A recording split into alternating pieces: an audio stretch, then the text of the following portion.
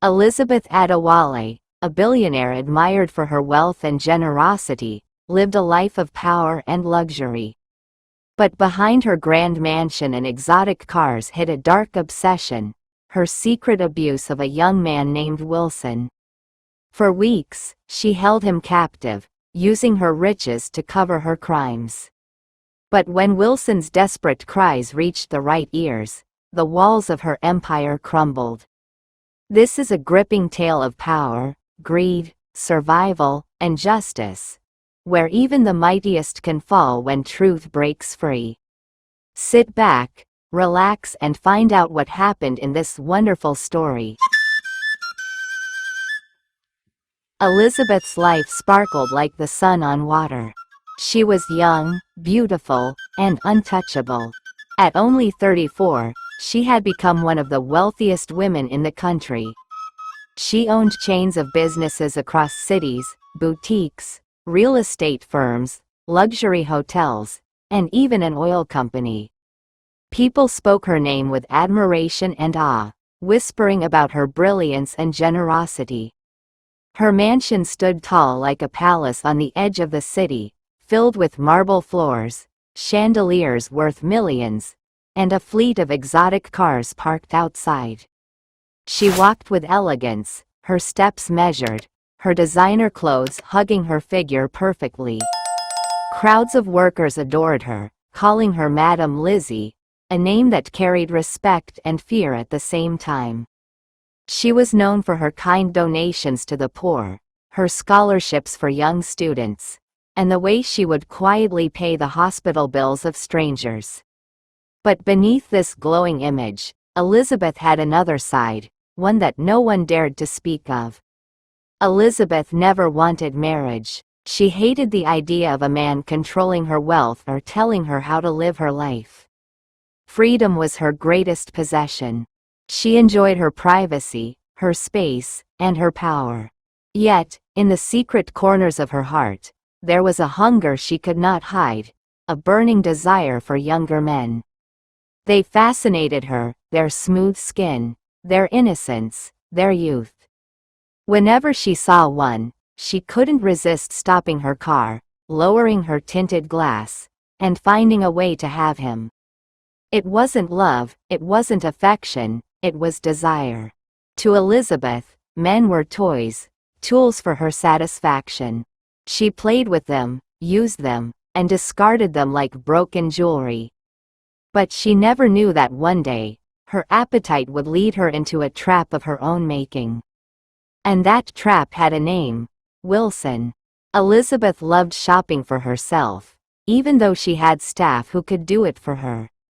She said it helped her breathe outside the walls of her empire. On that warm Saturday afternoon, she drove her sleek black Range Rover to one of the most expensive supermarkets in the city. Her diamond wristwatch glittered as she pushed the trolley, picking the finest wines, exotic fruits, and imported chocolates. Everywhere she went, people stared, some in admiration, others in envy. As she stepped out, her eyes caught sight of a young man standing by the supermarket gate. He looked simple, dressed in a plain white shirt and dark jeans, but there was something striking about him. His face carried both innocence and quiet strength. His name, unknown to her at the time, was Wilson. He was waiting for a colleague to pick him up, completely unaware of the storm that was about to enter his life. Elizabeth slowed her steps, her heels clicking on the pavement. She stopped in front of him, her red lips curling into a smile. "You are handsome," she said casually, her voice smooth like silk. Wilson blinked, surprised but polite. "Thank you, Ma," he replied with respect, thinking she was just a kind stranger. Elizabeth leaned closer, lowering her voice. "Are you free tonight?" Before he could even answer, she slipped a gold-embossed card into his hand. "Meet me here by 8. Don't be late." With that, she walked to her car, her perfume lingering in the air. Wilson stood frozen, staring at the card. The address was clear, written boldly in black ink. He was puzzled, curious, and slightly nervous. He didn't know who she really was, nor did he imagine that accepting that invitation would change his life forever. Elizabeth drove off, her heart racing with excitement. Another boy, another night. But she had no idea that Wilson was not like the others. He would resist, he would fight, and his refusal would drag her secrets into the light. Wilson sat on his small bed that evening, staring at the golden card in his hand. His roommate, Tunda, noticed his uneasiness. "Guy, why you day look that card like exam question?" Tunda teased, but Wilson didn't laugh. "A woman gave me this today," Wilson replied, his voice low. "She wants me to meet her tonight." Tunda collected the card and whistled. "Chai, this na big address though. See as the card fine sef. Whoever she is, she no be ordinary person. You sure say no be set up?"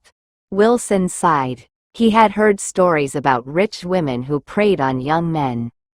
At 26, he had his own struggles, working in a small firm, trying to support his widowed mother and younger siblings. The idea of extra cash was tempting, but his instincts told him something about the encounter was dangerous. "I don't even know her name," Wilson muttered. "She just stopped me outside the supermarket. Boldly, like she already owned me." Tunda chuckled. "Bros, if na me, I no go even think twice. Rich women like this go just use you small, pay you big, and you move on. Abby, you no like enjoyment?" Wilson shook his head. His conscience was heavy. He wasn't raised to sell himself for money. Yet curiosity lingered. Who was this woman? Why him? And what if refusing her invitation meant missing out on a big opportunity? By 7:30 p.m., Wilson still hadn't decided. He paced the room, checking his phone, looking at the time. At 7:50, something inside him pushed him out of the house. He hailed a cab and gave the driver the address. His heart pounded all through the ride. When they arrived, Wilson was stunned. The mansion before him looked like a palace from a movie. Tall iron gates, bright lights, and a fountain that glistened under the night sky. He swallowed hard. The gate opened slowly, and he stepped inside. Little did Wilson know, this step was the beginning of his darkest chapter. Elizabeth was waiting. Her mansion glittered with golden lights, her dining table set with crystal glasses and expensive dishes. She wore a flowing silk gown that revealed just enough to draw attention, her diamond necklace resting on her smooth skin. The maids moved silently, serving wine and preparing the table, but Elizabeth's eyes never left the door. She had a new guest tonight, and she was eager. At exactly 8:15 p.m., the butler announced, "Madam, your visitor has arrived." Elizabeth's lips curved into a smile. She rose gracefully, her heels clicking on the marble floor as she walked to the entrance. And there he was, Wilson, standing awkwardly in his plain shirt and jeans, his nervousness written all over his face. "Welcome, Wilson," she said warmly, extending her hand. He hesitated before shaking it. "Good evening, Ma. Please, call me Elizabeth," she corrected with a playful tone. "Come in, you are safe here." Wilson stepped inside, his eyes widening at the grandeur of the mansion. Every corner spoke of wealth, paintings worth millions, sculptures from abroad, chandeliers dripping with crystals. He felt like a fish out of water, yet Elizabeth's presence kept pulling him deeper. They sat at the dining table. Elizabeth poured wine for him herself, her eyes fixed on his face. "You look even better tonight," she said softly. Wilson forced a smile. "Thank you, Elizabeth." Dinner was served: roasted chicken, creamy mashed potatoes, and exotic salad. They ate, but Wilson hardly tasted the food. His heart raced each time Elizabeth leaned closer, her perfume filling his senses. He wanted to leave after the meal, but Elizabeth's gaze pinned him down. When he stood up to excuse himself, she placed her hand on his arm. "Don't go yet. The night is still young." Her voice was sweet, but there was a sharpness underneath. Wilson felt it, the danger, the trap, but he didn't know how to escape politely. The night was about to take a dark turn. Wilson shifted uneasily in his chair, clutching his glass of wine though he hadn't taken a single sip. He could feel Elizabeth's eyes on him, sharp and unblinking. The air in the mansion felt heavy, almost suffocating. Elizabeth stood up gracefully, circling behind him like a lioness studying her prey. "Wilson," she said in a low tone, "do you know how rare it is to find someone like you?" He turned slightly, confused. "I don't understand." She leaned closer, her lips brushing his ear as she whispered, "So fresh, so innocent, so mine." Wilson jerked away, standing up quickly. "Ma, Elizabeth, thank you for the dinner, but I think I should be going now. It's getting late." Elizabeth's smile did not fade. Instead, she moved to block his path, her silk gown gliding across the floor. "Going? After I invited you into my home? After I prepared all this?" Her voice was calm, but her eyes burned with determination. I appreciate your kindness," Wilson stammered, "but I don't think this is right." Elizabeth chuckled, tilting her head. "Right? Who decides what's right? Look at me, Wilson. Do I look like a woman who takes no for an answer?" Wilson swallowed hard. "Please, I really need to leave." Elizabeth's hand shot out, grabbing his wrist with surprising strength. "You are not leaving." Her tone had changed, no longer playful, but commanding. She pulled him closer, her perfume overwhelming him. Wilson tried to pull away. "Elizabeth, please." But Elizabeth only smiled, her grip tightening. "You'll thank me later." Before Wilson could react, she snapped her fingers. Two guards appeared from the shadows of the hallway. "Take his phone," she ordered coldly. They obeyed without question. Wilson's heart dropped. He realized he was trapped in the mansion of a woman who had everything but control over her darkest desires. And she wasn't about to let him slip away. Wilson's breath came in quick gasps as he backed away, but Elizabeth's mansion suddenly felt like a cage. The guards stood by the door, blocking his exit, while Elizabeth's eyes gleamed with hunger. "Relax, Wilson," she said smoothly, brushing her fingers across his chest. "Why are you so afraid? I only want to give you pleasure. Do you know how many men dream of being in your shoes right now?" Wilson shook his head violently. "This is wrong, Elizabeth. Please, let me go. I don't want this." Elizabeth's smile turned sharp. "I don't care what you want." With startling speed, she grabbed his hand and dragged him toward the grand staircase. Wilson struggled, but her grip was like iron. He was shocked at her strength. How could such a delicate-looking woman be so forceful? "Leave me," he shouted, trying to free himself. Elizabeth turned, her eyes narrowing. "Stop fighting, or you will regret it." Her voice was low, dangerous, and filled with authority. Wilson's heart pounded as she pulled him into her bedroom. The room was enormous, the bed draped with silk sheets, golden lamps glowing dimly. But to him, it looked like a prison. Before he could react, Elizabeth shoved him onto the bed. He tried to rise, but she was already reaching into the drawer beside her. With a terrifying calm, she pulled out a length of silk rope.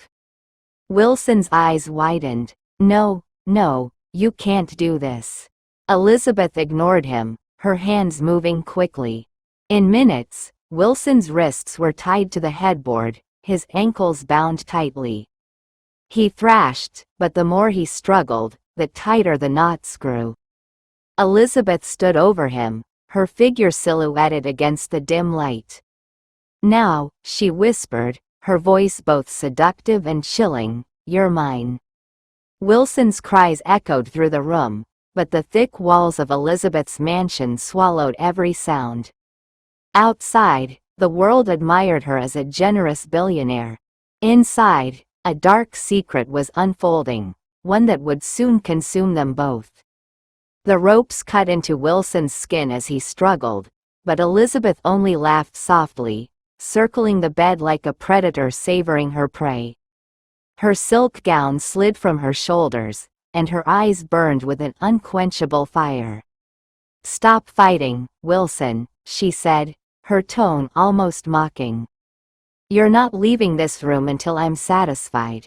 "Elizabeth, please," Wilson cried, his voice breaking. "You don't need to do this. Let me go, I beg you." But his pleas fell on deaf ears. Elizabeth lowered herself beside him, her perfume heavy in the air. Her hands roamed without hesitation, ignoring his trembling body and desperate protests. She pressed her lips against his neck, whispering words that chilled his soul. "This is what I want. And when I want something, I always get it." Hours dragged by like years. Elizabeth took what she wanted, over and over, as Wilson lay helpless, his strength drained, his spirit breaking. Every time he tried to resist, she tightened the ropes or silenced him with her lips. He closed his eyes, tears slipping down his cheeks, wishing it was all a nightmare he would wake from. By dawn, Wilson lay exhausted, barely able to move. His voice was hoarse from begging, his body aching. Elizabeth, however, looked refreshed, almost glowing with satisfaction. She rose gracefully, slipping back into her gown as if nothing had happened. "You'll stay here," she said calmly, brushing her hair in front of the mirror. "Don't worry, I'll take care of you. You'll have food, clothes, everything you need. Except freedom." Wilson's eyes widened in horror. "What? No. Please, Elizabeth, let me go. I have a family. I have a job. People will look for me." Elizabeth turned, her smile cold. "Let them look. No one will find you here. My house is a fortress. And you, Wilson, are mine now."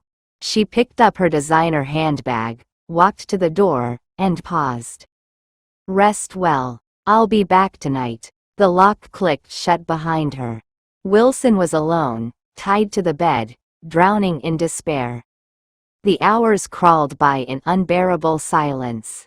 Wilson lay tied to the bed, his wrists raw from struggling against the ropes.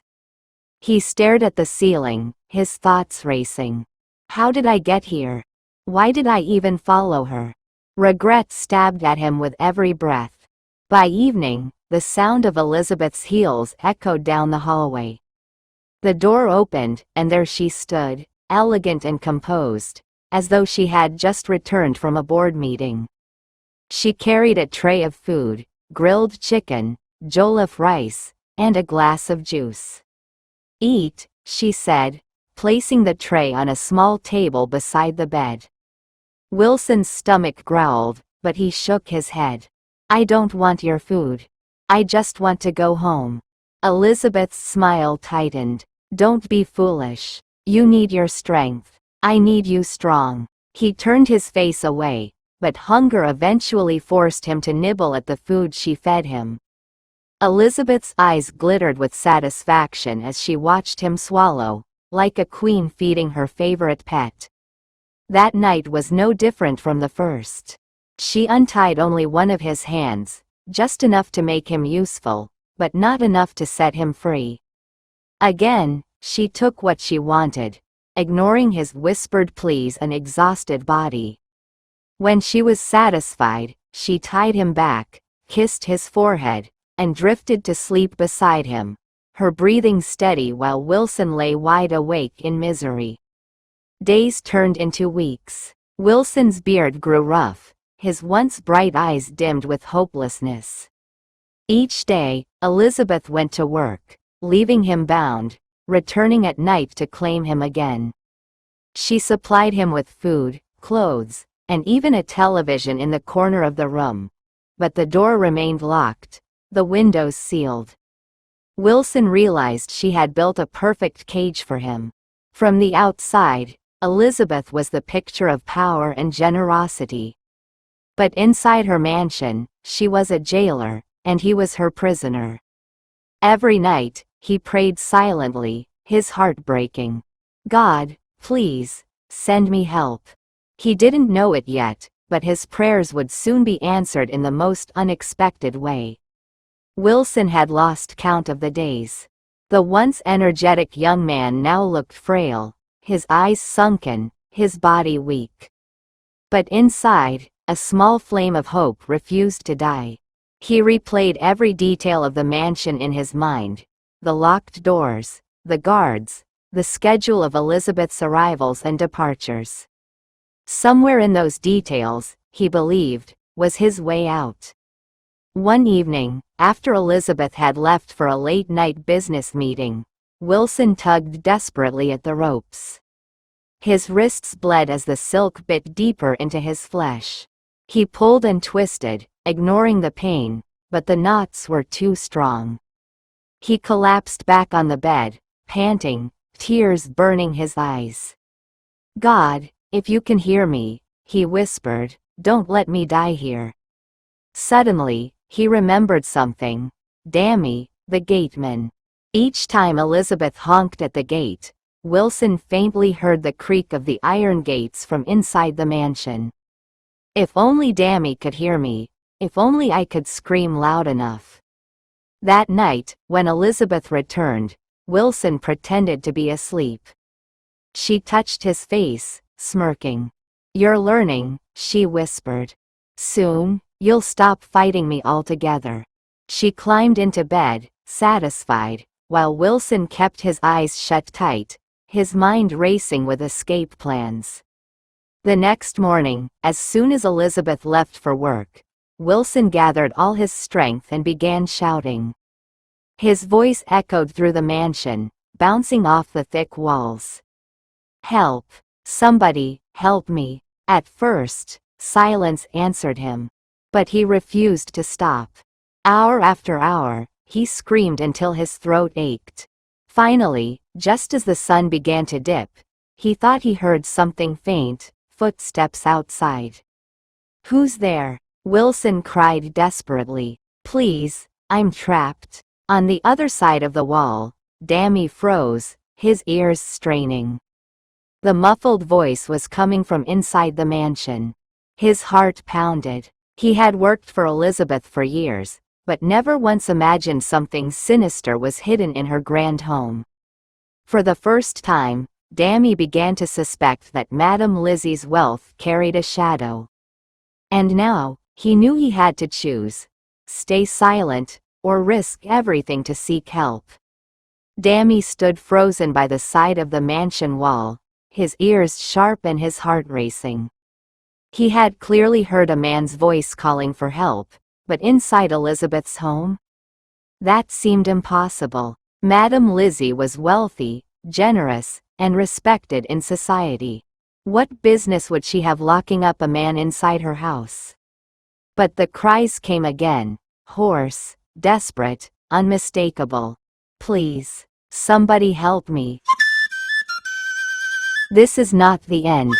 What is the fate of Wilson? Will Dammy save him from the bondage of Elizabeth? Stay tuned and find out what eventually happened in the next episode. Until I bring the next episode your way, bye for now.